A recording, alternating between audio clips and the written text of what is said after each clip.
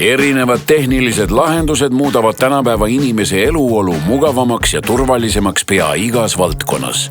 Väikeses majakeses Muuga asula servas tegutseb õhuseirejaam, mille peened sensorid aitavad mõõta silmale nähtamatut ja ninale haistmatut. Siin põhikomponendid, üks on väävelühend, see väävelvesinik, siit on näha.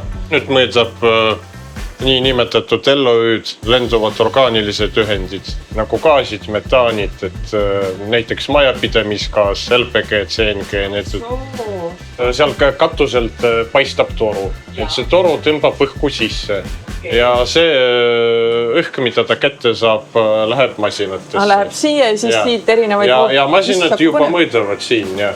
Nad on tundlikum kui inimese nina mitu tuhat korda. See on Muuga üks seirejaam, on selle väikse majakese, tagasõitliku majakese nimi. Ja ta on tegelikult üpris vana, ta on ligi 30 aastat vana. Seirejaamast kogutud andmed liiguvad Eesti Keskkonnauuringute Keskuse serveritesse, kus neid töödeldakse. Seejärel liiguvad andmed keskuse koduleheküljele, kust iga huviline nendega tutvuda saab. Juhul, kui tekib mingi hädareostus või keegi midagi põletab hoovist, et siis on sealt kohe näha. Ja kuna siin mõõdetakse tuule suunda ja tuule kiirust ka, et saab natuke modelleerimist teha, hinnata, et mis suunas see liigub, kui kange või mahe see on ja vastavalt sellele siis olukorra hinnata. Nii et tegelikult tänu Tallinna Sadama lähedusele ei saa kohalikud inimesed siin nagu autorattaid ka oma lõkkes põletada, et need masinad registreerivad kohe ära uus aasta. Seda kohe on näha, et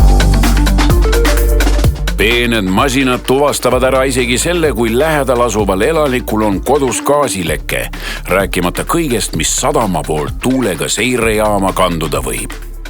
See info on siis kättesaadav kõikidele naftaoperaatoritele ja Keskkonnaametile ja muidugi ka meile, Tallinna Sadamale.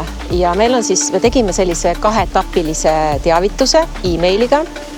Et üks on see, kus on nagu ma ütlesin, vesiniksulfiid, on see piirmäär on 8 mikrogrammi, eks ju, mis on hästi kõrge. No siis me ei oleks siin, see on nii ebameeldiv vais. Aga see on meie piirmäär määrustes. Aga meie tegime nii, et kui ta ületab 1,5, see on siis nagu niisugune algtase, siis tuleb meile info kõikidele operaatoritele ja sadamale. Ja siis me peaksime tegutsema. No esimene tegutsemine on see, et me vaatame, meil on laevaliikluse juhtimise keskuses selline rakendus, kus me näeme, kes mida teeb. Ja kõik teised näevad ka, kes laadib naftat rongidelt, kes laevadele ja siis need, kes midagi ei tee, need ei peaks nagu üldse reageerima. Ja siis, kui on tuule suund vastav, mis on nagu elanike poole, Muuga sadama poolt, siis me vaatame, et kes on konkreetsem vastutaja ja siis kas laadimiskiirust alandada kuni selleni välja, et laadimist peatada. Kui tihti selliseid teavitusi ette tuleb? Ma ütleks, et suhteliselt harva, võib-olla paar korda aastas ja reeglina isegi, kui neid tuleb kõrgemaid tasemeid, et need on piirinormides. Et siin juba pikaajaliselt olukord on rahulik. Võrreldes näiteks, kui seda pikaajalist trendi jälgida näiteks 20 aastat tagasi, et see on languses. Ja. Varasemalt kogus Tallinna Sadama andmeid 3 sarnasest seirejaamast, kuid nüüd, kus naftakäitlemise mahud on Ukraina sõja tõttu kordi langenud, on 2 jaama pandud paremaid aegu ootama. Küll aga leiab ümbruskonna õhku nuhutamast 8 põnevat e-nina.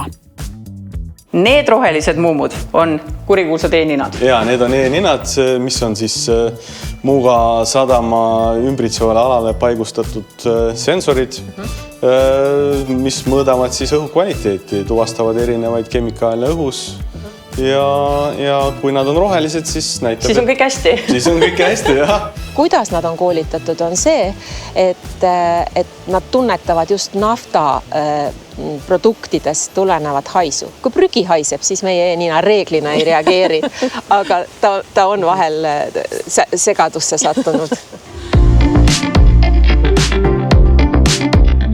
Naftakäitlusest alati tuleb arvestada seda, et mis gaaside kontsentratsioon on produktis ja naftaoperaatorid alati, meid on üldse 5 tükki siin, kes käitlevad naftaprodukte ja me alati vaatame juba eelnevat, mis kaup meile sisse tuleb ja kas me tohime seda üldse vastu võtta ja nii edasi. Kui paberite osas on kõik korras, kaup tuli kohale, enne vastuvõtmist mahutis tuleb alati kolmas isik, ehk siis labor, kes on sõltumatu labor, teeb veel omalt poolt mõõtmisi, kui need mõõtmised vastavad normidele, siis me võtab. Ja juba pumpamise ajal, alati, kui me gaasierandus, see on see käib asja juurde. Protsess, et samas kui see gaasierandus on pumpamise kiiruse tõttu liiga järsk, et need tulevad käiku need e-ninad, need registreerivad õhukvaliteeti muutust teatud piirkonnas. Ja siin on alati vaja jälgida mitte ainult e-nina kindlasti, aga ka tuulesuunda, kuna e-ninad on paigutatud niimoodi, et kui siin vaadata, et rohkem siin elamu piirkonnas, siis see piirkond on meile väga oluline. Ja me tahame, et ikkagi inimeste elukvaliteet oleks siin hea. Esialgu, kui kontsentratsioon õhus tõuseb sellel kemikaalil vastavalt, siis mis iganes aine see lenduv on, et siis ta hakkab vaikselt minema kollaseks, oranžiks ja punaseks. Et punane, siis on ta juba ületanud kriitilise taseme, siis juba tuleb hakata reageerima. Aga see e-ninade süsteem ongi mõeldud, et saaks ennetavalt reageerida erinevatele lõhnahäiringutele, et kord kuus ikkagi näeme, et siin on midagi muutumas, aga sellist punast tooni ei olegi näinud. Et me üldiselt jõuame kõigele ennetavalt reageerida. Kõik võimalikud sensorid ja andurid, mis sadama mõju moel või teisel mõõdavad, täidavad veel üht tähtsat eesmärki. Nimelt arvutab Tallinna Sadam juba 6 aastat oma CO2 jalajälge. Loogika on lihtne, mida rohkem erinevaid andmeid ettevõttel oma tegevuse ja mõju kohta on, seda lihtsam on leida viise, kuidas optimaalsem olla. Tallinna Sadam mõõdab oma CO2 heidet 3 erinevas ulatuses ehk peene sõnaga skoobis. Skoop 1 on siis see, mis on meie enda emissioon, meie enda katlamajad. Muuga sadamas kahjuks kütame endiselt gaasikatlamaja, meil ei ole kaugkütet, mis on nagu suur emissioon. Siis meie enda autod, meie enda laevad, see on siis skoop 1. Skoop 2 on see, mida me ostame väljast. Ostame elektrit, soojust, teades, kui palju megavatte elektrisoojust me ostame, me teame, kui palju sellest on põhjustatud õhusaastet ja CO2. Ja skoop 3, see on see kõige keerulisem ja see on meie klientide õhusaaste ja emissioon. Selle mõõtmiseks ja hindamiseks on meil tegelikult väga selline nutikas lahendus. Tohutu andmehulga analüüsiks võeti appi Tallinna Tehnikaülikooli Mereakadeemia ekspertgrupp, kes omakorda keerukad süsteemid ära optimeeris ning töötas välja CO2 arvutamise hübriidlahenduse, mille vastu juba teisedki suured maailma sadamad huvi tunnevad. Mida me tegime, me ju ainult ei mõtelnud välja, kuidas arvutada, vaid mõtlesime pigem ka välja, kuidas erinevaid asju omavahel nagu liita. Näiteks ega sadam ei ole ainult laevad ja autod, vaid seal on ka ettevõtted. Ja kuidas veenda ettevõtteid, et nad ka edastavad meile neid andmeid. Et see on nagu lihtne, sellepärast, et see on ikkagi seotud päris suure nagu käsitööga. Ja me lõime mingisuguse veebilahenduse, mis tegi selle tegevuse nende jaoks hästi mugavaks. Ja selle põhiidee on see, et ei tohi raisku lasta neid andmeid, mis on juba olemas. Ja siis üks eesmärkidest oligi, et katsuks saada võimalikult palju asju nagu andmebaasidesse. Selliselt, mis nagu kohe nagu ise tekivad, et inimene väga palju ei peagi nagu panustama. Et kui meil on olemas sadamas tark sadam, kus on kõik autod, teie tulete meile külla, me näeme, kui te tulete läbi sadama värava targast sadamast, teil on auto registreerimisnumber ja mis on Maanteeametist teada, milline teie CO2 jalajälg on. Näiteks need andmed lähevad meil arvutusse. Laevad on kõige olulisem asi sadamas ikkagi. Et kuidas me saame nüüd nende laevade kohta võimalikult kähku kätte nagu hea ja asjakohase info. Ja tegelikult ega lahendus tuligi päris kergelt kätte. Ehk siis kõikidel laevadel on ju olemas mingisugune andur, mis ütleb, et ma olen siin. Ja siis kutsutakse AIS-süsteemiks.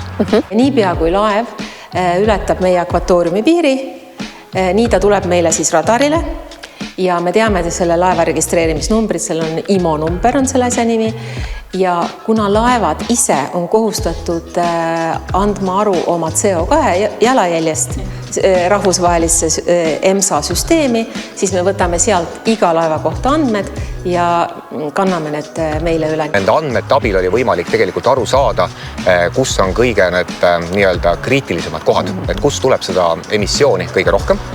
Ja selle põhjalt oli võimalik juba ka Tallinna Sadama jaoks välja töötada need kiired lahendused ja ka aeglased lahendused. Ja mul ongi hästi nagu teadlasena hästi tore seda protsessi kõrvalt jälgida, et need ettepanekud, mis sai nagu tehtud, et väga suur osa nendest on juba ka realiseeritud, et ei jäetud nagu istuma. Loomulikult eks on kasulik ka, sest mis tähendab kasvuhoonegaaside heide? See just tähendab seda, et me põletame kütuseid, aga see kütus ju maksab. Ja kui me nüüd vähendame heiteid, siis me tegelikult vähendame ka kulusid. Küsimus on, et kust vähendada ja kuidas vähendada. Ja nüüd teine pool sellest on nüüd see, et me oleme selle andmebaasi valmis teinud ja need mudelid valmis teinud ja me oleme seda ka tutvustanud teistele sadamatele, aga seal see loomulikult ei lõppe. Et seda saab kasutada teadustöös, et teha mingisuguseid põnevaid analüüse, näiteks tulevikku mingisuguseid mudelarvutusi, et mis saab siis, kui ja edasi ja tagasi.